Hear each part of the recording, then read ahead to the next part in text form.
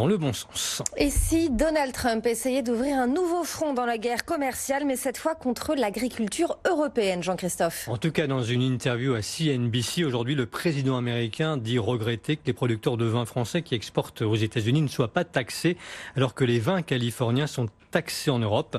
Pour Grégory Volokin, le président de Mescart Financial Services à New York, derrière cette attaque très symbolique contre les vins français, bien, le président américain vise effectivement l'agriculture européenne dans son ensemble.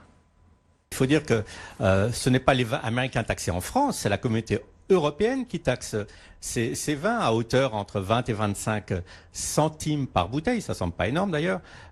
Et dans l'autre sens, il y a aussi une toute petite taxe américaine de 5 centimes sur l'importation vers les États-Unis de vins en provenance de France ou d'autres pays européens. Donc je dirais que c'est plus symbolique qu'autre chose, mais le symbole c'est que il va s'en prendre, je pense très prochainement, après avoir laissé un peu de côté le Mexique, va s'en prendre à la communauté européenne.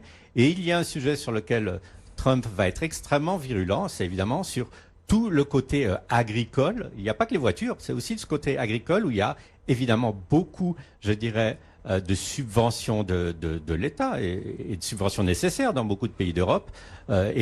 Trump, en attaquant à ce sujet, risque là de taper assez fort, disons, de nouveau, sur des alliés, qui sont les Européens. Et c'est aujourd'hui normalement que Donald Trump